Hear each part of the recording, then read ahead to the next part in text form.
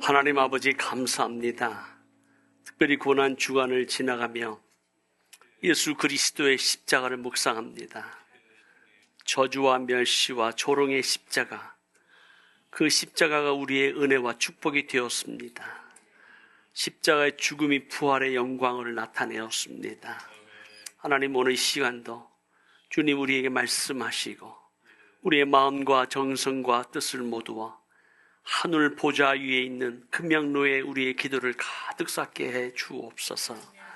천사를 명하시고 그 금양로가 이 땅에 쏟아질 때에 하나님의 큰 음성과 우레와 지진이 나게 하셔서 하나님의 나라가 속히 완성되는 그 날을 보게 해 주옵소서.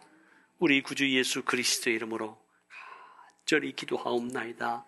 아멘. 아멘. 할렐루야. 참 반갑습니다. 5주 만에 여러분들을 만나게 돼서 참 반갑고, 또 기도의 자리를 지켜주신 우리 기도 동역자님 한 분 한 분께 진심으로 감사를 드립니다. 또 저를 좀 옮기다 그러네. 그리고 계속해서 유튜브를 통해서 기도로 함께 동참해 주신 우리 모든 한 분 한 분 기도 동역자께 진심으로 감사를 드립니다. 오늘 특별히 여러분들과 함께 나누고 싶은 말씀은 왜 영문 밖으로 나아가야 하는가라는 주제를 가지고 살아가는 기도 동역자님과 함께 말씀을 나누기를 원합니다. 오늘 본문의 말씀은 히브리서 13장 12절로 16절까지의 말씀인데요. 우리 같이 한번 이 말씀 봉독하겠습니다. 시작. 그러므로 예수도 자기 피로써 백성을 거룩하게 하려고 성문 밖에서 고난을 받으셨느니라. 그런즉 우리도 그의 치욕을 짊어지고 영문 밖으로 그에게 나아가자. 우리가 여기에는 영구한 도성이 없으므로 장차 올 것을 찾나니, 그러므로 우리는 예수로 말미암아 항상 찬송의 제사를 하나님께 드리자. 이는 그 이름을 증언하는 입술의 열매니라. 오직 선을 행함과 서로 나누어 주기를 잊지 말라. 하나님은 이 같은 제사를 기뻐하시느니라. 아멘. 아멘. 특별히 우리는 이 고난 주간을 지나가면서 예수 그리스도의 십자가의 은혜, 또 십자가의 사랑을 묵상하고 있습니다. 예수님께서 어린 양으로 성전에서 우리의 대속, 또 희생 제물이 되신 것이 아니라 성문 밖에서 십자가의 처형을 당하셨습니다. 고난을 당하셨다라고 말씀하시는데, 그 이유가 자기 피로서 백성을 거룩하게 하려고 성문 밖에서 고난을 받으셨다라고 소개하고 있습니다. 예수 그리스도의 십자가의 죽음은 이미 구약 이사야서 53장에 이미 예언이 되어 있죠. 우리 다시 한번 이 말씀을 우리가 봉독하면 참 좋겠습니다. 우리가 잘 아는 이 말씀을 우리의 가슴판에 새기면서 다시 한번 묵상하고 선포하기를 원합니다. 시작. 그는 실로 우리의 질거를 지고 우리의 슬픔을 당하였거늘 우리는 생각하기를 그는 징벌을 받아 하나님께 맞으며 고난을 당한다 하였노라. 그가 찔림은 우리의 허물 때문이요 그가 상함은 우리의 죄악 때문이라. 그가 징계를 받음으로 우리는 평화를 누리고 그가 채찍에 맞음으로 우리는 나음을 받았도다. 우리는 다 양 같아서 그릇 행하여 각기 제 길로 갔거늘 여호와께서 우리 모두의 죄악을 그에게 담당시키셨도다. 아멘. 오늘 본문의 말씀을 통해서 예수 그리스도의 그 십자가의 그 죽음이 오늘날 나에게 어떤 의미가 있고, 또 오늘 본문 말씀에서 우리에게 주는 세 가지의 교훈의 말씀이 있습니다. 첫 번째는 예수 그리스도의 치욕을 짊어져야 한다라고 성경은 우리에게 말씀하고 있습니다. 그의 치욕. 그의 치욕이 과연 무엇인가? 또 성경은 고난이라고 표현하고 있는데요. 치욕이란 단어를 좀 다른 말로 표현한다면 수치스러운 거다. 예수님께서 십자가에 달리셨을 때에는 그 당시에는 벌거벗은 채로 십자가에 달리셨습니다. 사람은 자신의 가장 부끄러운 모습을 가리려고 하는 본능이 있죠. 왜냐하면 죄가 있기 때문에 그렇습니다. 그러나 자신의 죄도 자신의 가장 부끄러운 모습도 가릴 수 없는, 모든 사람들이 쳐다보는 자신의 수치스러운 것도 가릴 수 없는 가장 부끄러운 모습으로 당하는 그 십자가의 처형은 수치스러운 것입니다. 그 사람들부터 모욕을 받으시죠. 비난거리가 되고 조롱거리가 되고 또 자기의 백성인 이스라엘 민족으로부터, 유대인으로부터 거절당하고 버림받으셨습니다. 그것을 치욕이다라고 설명을 하는데요. 이 치욕이라는 단어가 그가 당연히 받아야 되는 어떠한 죄의 결과가 아니라 헬라 원어 성경을 보면 좀 다르게 표현을 하고 있습니다. 오니디스모스라고 하는 이 단어는요, 그가 받을 수 없는, 죄가 없는, 정당하지도 않는 한데도 불구하고 정죄함을 받았다라는 단어고요. 또 근거가 없는데 근거 없는 비난과 함께 동반하는 수치를 여기에서 말한 치욕이다라고 표현하고 있습니다. 당연히 받아야 될 어떤 수치나 모욕이나 조롱이 아니라 결코 받을 수 없고 받아서는 안 됨에도 불구하고 그가 외부로부터 받은 그 비난, 정죄, 수치라고 하는 단어를 썼습니다. 예수 그리스도의 그 수치와 그의 고난은 이미 골고다, 우리가 알고 있는 골고다는 해골의 무덤 혹은 해골의 장소라고 하는 아람 언어고요. 그거를 라틴 언어로는 갈보리다라고 표현을 하고 있습니다.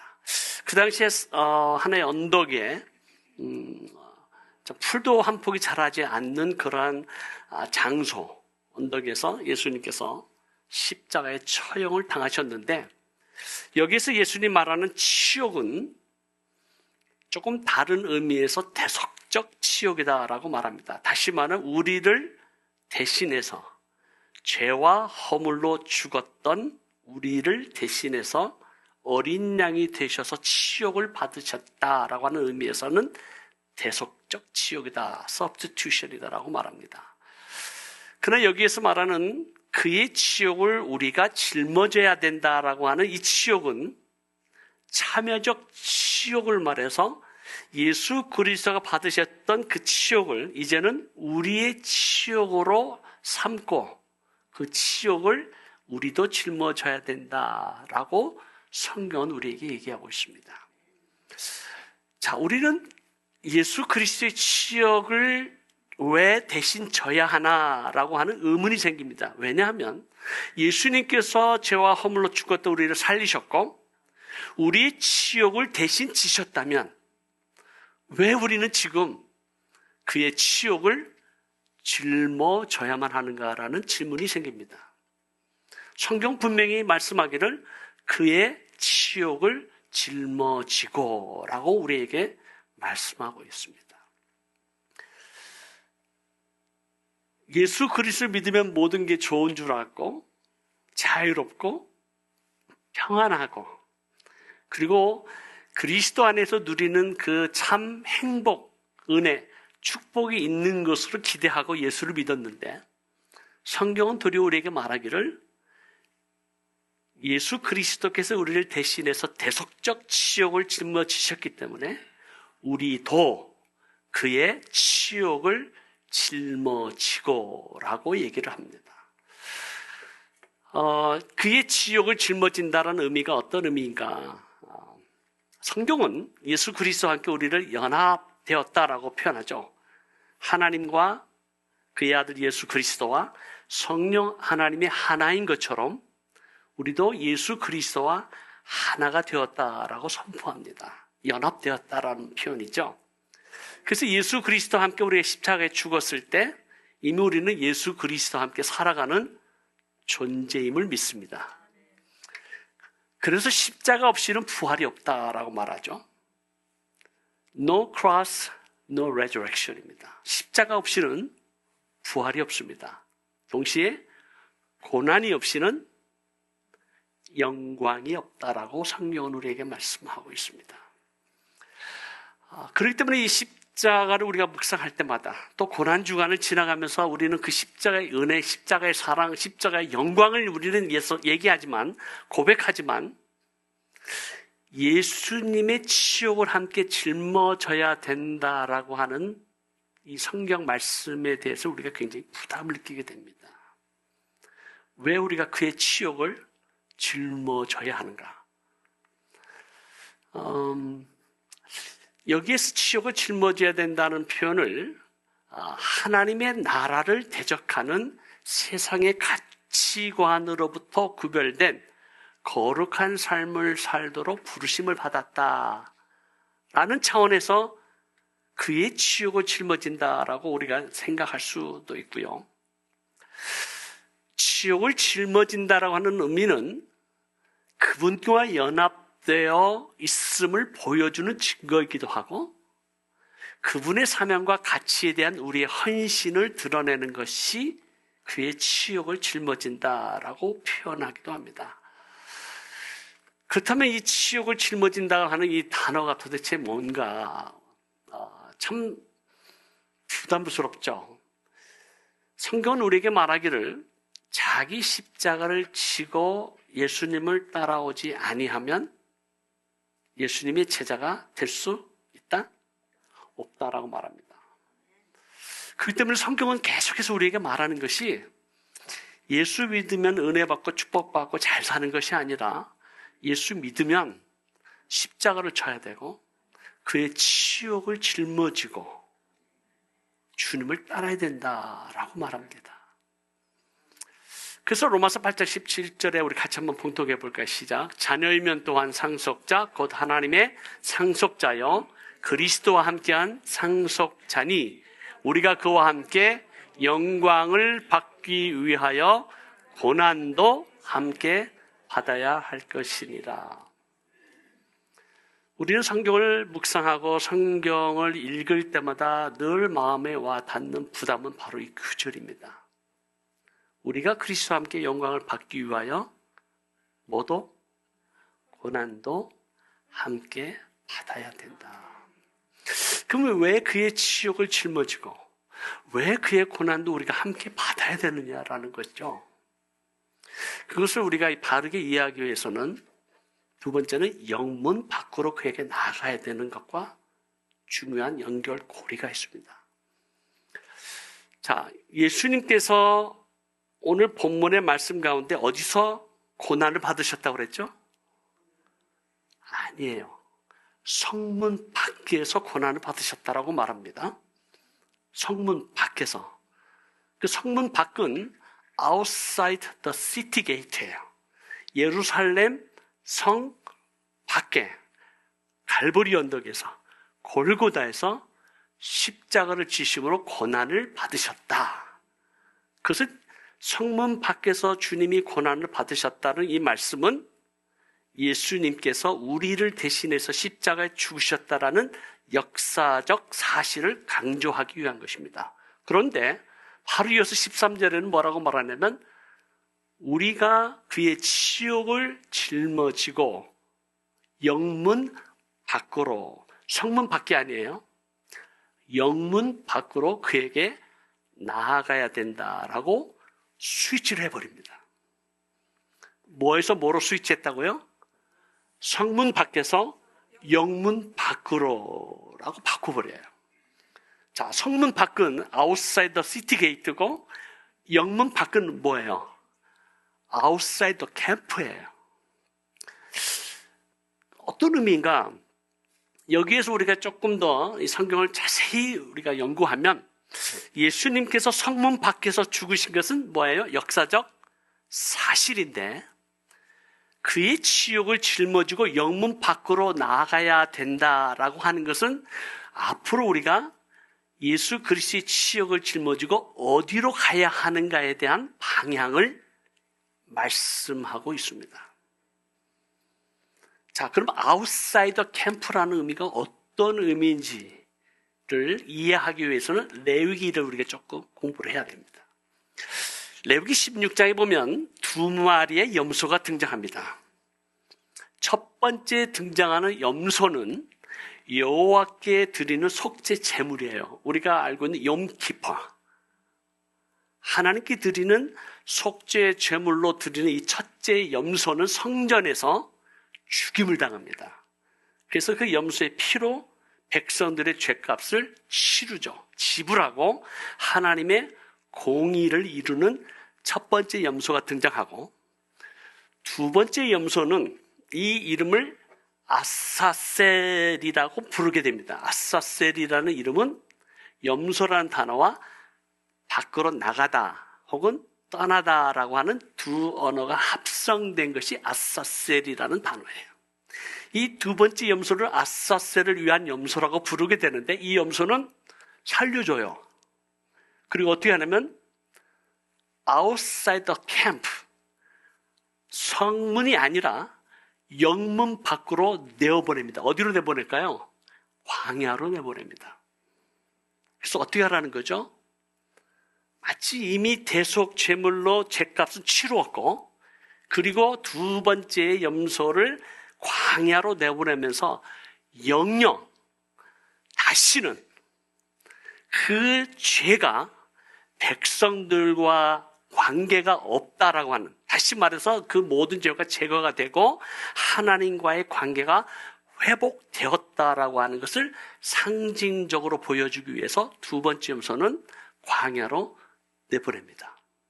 이해가 되시죠? 그래서 이 레위기 16장에 나올 때 영문 밖으로라고 하는 단어를 쓰게 됩니다. 영문 밖으로. 자, 예수님께서 죽으신 건 어디서 돌아가셨어요? 성문 밖이고, 우리는 어디로 가야 된다고요? 영문 밖으로 가야 돼요. 왜 영문 밖으로 가야 될까요? 왜요? 영문 밖에 주님이 계시기 때문에 그렇습니다. 주님을 만나기 위해서 우리가 어디로 가야 하는가? 성문 밖이 아닌 영문 밖으로 나가야 하는가? 이유가 있다라는 거예요. 왜요? 주님은 어디 계시기 때문에?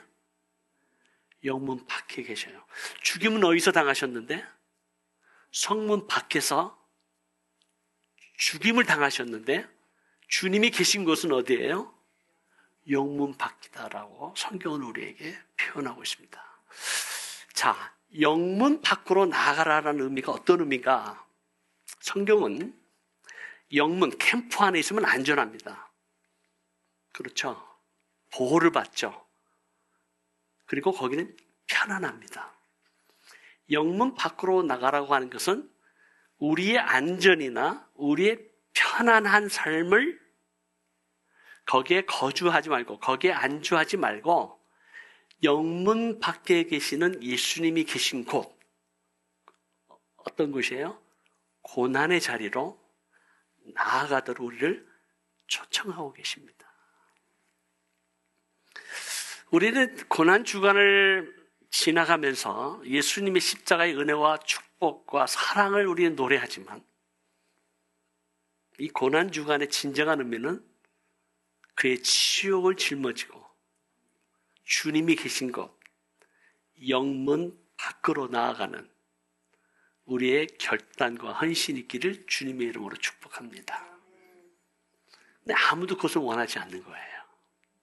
아무도 그 고난의 자리로, 아무도 어렵고 힘들고 고통스러운 것으로 고난의 자리로 아무도 가고 싶어 하지 않습니다. 근데 주님은 어디 계세요? 영문 밖에 계세요. 그래서 성경은 우리에게 우리가 현재 나의 삶 가운데 있는 영문 밖은 어디인가? 우리가 편안한 자리에서 혹은 안주할 수 있는 어떤 위치에서 우리가 벗어나서 어쩌면 하나님을 만나기 위해서 우리 기도의 자리로 나오는 것도 우리가 영문 밖에 있는 주님을 만나기 위함이고, 우리가 새벽 기도를 하거나 철야 기도를 하거나 주님의 나라를 위해서 주님 몸된 교회에서 봉사하는 것도 영문 밖에 계시는 고난의 자리로 주님을 만나기 위해서 가는 것이기도 합니다. 근데 더 나아가서 실질적인 영문 밖의 고난의 장소는 어떤 장소인가 라고 한다면, 성경은 우리 주위 가운데 갈등과 반목, 미움과 상처, 또 다툼과 전쟁에 있는 캠프 밖으로, 영문 밖으로 나아가도록 초청하고 있습니다. 저는 개인적으로 이러한 갈등과 반목과 미움과 상처와 다툼과 전쟁이 있는 곳이 어디일까라고 묵상을 합니다. 물론 우리 주에도 있을 수 있고요. 또 우리의 미국에도 한국에도 뭐 그런 위치에 있는 고난의 장소가 있죠.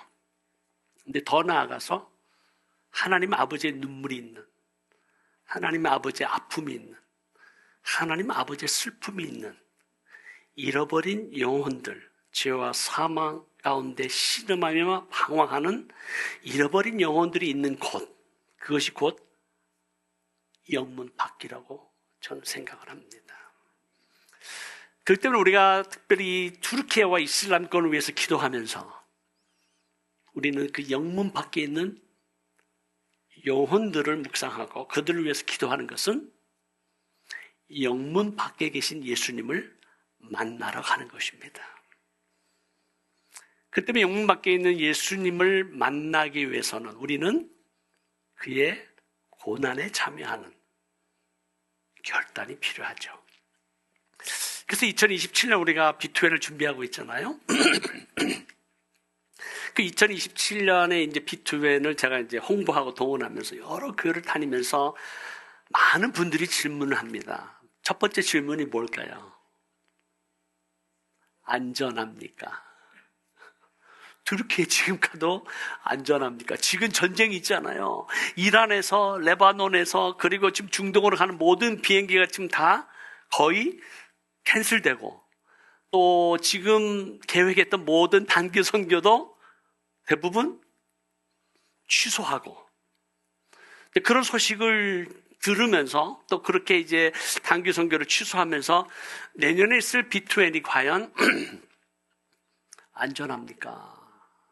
라는 질문을 많이 받아요. 거기 가도 괜찮습니까? 제가 뭐라고 대답할까요? 제가 만약에 괜찮다, 안전하다라고 얘기를 했다가 만약에 무슨 일이 터지면 제가 이제 책임을 져야 되는데, 안전하다, 안전하지 않다라고 저는 대답하지 않고, 과연 미국도 안전한가라고 다시 한번 질문합니다. 요즘 미국 같으면 아무 데서나 총을 쏘고 뒤에서 뒤통수로 갈기기도 하고 학교나 뭐 멀에서도 안전한 곳이 없는 것이 어쩌면 이 미국이기도 하죠. 어디가 편안합니까? 어디가 편안한가? 아니에요. 편안한 거죠. 편안한 거를 따지면 미국처럼 편안한 데가 없죠. 모든 게 다 원하는 대로, 또 우리가 취하고 싶은 대로 편안한 것을 우리가 성취할 수 있는 많은 것들의 테크놀로지가 우리 가운데 있기 때문에 미국처럼 혹은 한국처럼 편안한 곳이 없죠. 그런 질문을 받을 때마다 저는 이렇게 대답을 합니다. 하나님의 날개 안에 거하는 것이 가장 안전합니다. 어디가 안전할까요? 미국이라고 안전할까요? 또 미국에 살고 있는 것이 우리가 이민 생활하면서 이민자로서 나그네 왔던 삶을 살아가면서 미국에 온 이유 중에 하나는 편안한 삶을 위해서, 때로는 안전한 삶을 위해서, 행복한 삶을 추구하기 위해서 우리가 다 왔습니다. 우리 모두가 그러잖아요. 그것이 잘못됐다는 것이 아니라 오히려 그 편안함이 안주하게 되거나 안전한 삶을 추구하게 되는 것이 오늘날 우리에게 우상이 될 수도 있고, 영문 밖으로 나아가기를 두려워한다면 우리는 결코 주님을 만날 수가 없습니다. 오히려 우리는 고난의 자리로 들어갈 때 주님의 은혜를 체험하고요. 하나님의 아픔과 고통과 눈물이 있는 곳에 들어갈 때 우리는 하나님의 영광을 볼 수 있습니다. 저는 왜 선교사가 되었는가라는 질문을 받을 때마다 하나님의 부르심이 있었기 때문에 거기에 순종하니라고 또 제가 선교사가 됐지만 선교사가 되고 보니까 그 자리에 주님이 계셨다라는 거예요. 칼미기아에 계시고 투르키에 계시고 모든 것이 삶에 불편함이 있고 때로는 고난이 있고 때로는 먹지 못함과 자지 못함과 때로는 강도의 위험과 때로는 생명을 위협당하는 그 순간에 있을지라도 그 고난의 자리에 있을 때 영문 밖에 계신 주님을 만나는 은혜와 축복이 있습니다. 그렇기 때문에 저희는 감히 2027년 이 안탈리아에 있는 이 B2N에 우리 살아가는 성도들을 초청하는 겁니다. 여러분이 현재 추구하고 있고 안주하고 있는 그 안전한 삶으로부터 편안한 삶으로부터 나와서 영문 밖에 있는 잃어버린 영혼들 가운데 함께 거하시는 주님을 만나기 위해서 여러분들을 초청하는 겁니다. 이런 거룩한 초청에 응답하시는 분들은 예수 그리스도의 치욕을 짊어지고 그 부끄러움을 개의치 아니하고 자기 십자가를 치고 영문 밖으로 주님에게 나아가는 것입니다. 그래서 우리가 이 땅에 살아가면서 이 세상에서 우리의 삶으로 끝난다고 한다면 참 억울한 게 없을 거예요. 근데 우리에게는 뭐가 있냐? 영원한 나라가 있다는 것이 우리에게 큰 위로가 되고 격려가 되고 축복이 됩니다. 아멘이시죠? 우리에게는 그 하나님의 나라가 있는 거예요. 그것도 영원한, 잠시 있다가 사라지는 나라가 아니라 영원한 하나님의 나라, 그 하나님의 나라를 사모하라라고 얘기합니다. 여기 보니까 우리가 여기에는 영구한 도성이 없다라고 선포하죠. 여기는 성전이 없는 거예요. 쉽게 하면 성전이 아니다. 여기 거할 성이 없는 거예요. 그리고 장차 올 하나님의 나라를 찾는다라고 말합니다. 우리 영원한 나라가 우리 주님께서 만왕의 왕으로 만주의 주로 재림하실 때 그 나라가 완성될 것을 믿습니다.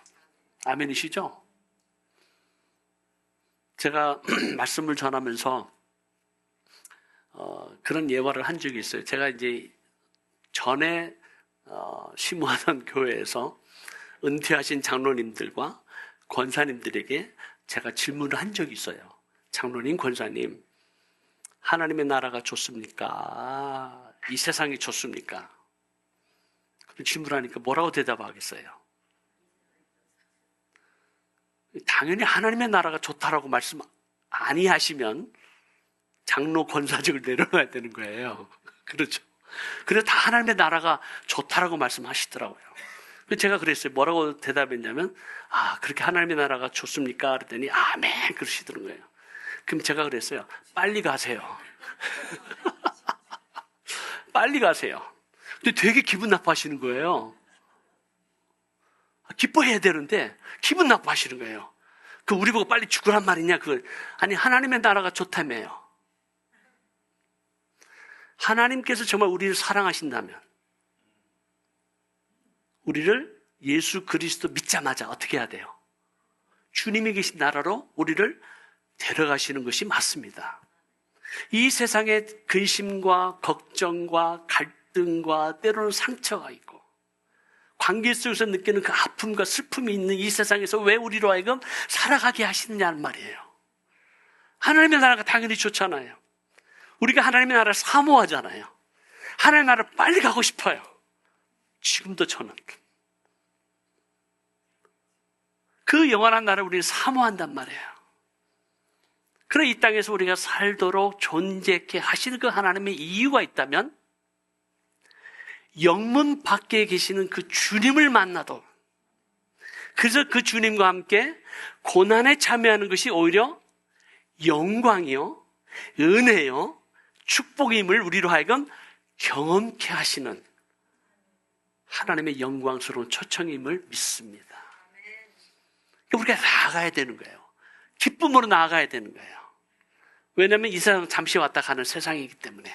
그래서 성경은 우리에게 뭐라고 얘기하냐면 그 나라가 올 것을 기대하고 소망하고 믿고 날마다 찬송을 부르면서 그 찬송의 제사를 하나님 앞에 드릴 때 그것이 여호와의 하나님의 이름을 증언하는 입술의 열매다.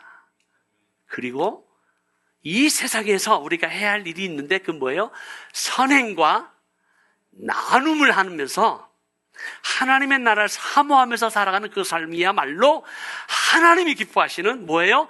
제사다라는 거예요. 뭐가 하나님이 기뻐하시는 제사냐? 뭐가 하나님이 정말 받으시는 제사냐? 성경은 우리에게 끊임없이 하나님이 기뻐하시고 하나님이 즐겨받으시고 하나님이 영광스럽게 생각하는 그 제사의 내용이 나와 있음에도 불구하고 우리는 자꾸 구약적인 그런 제사를 자꾸 생각하는 거예요.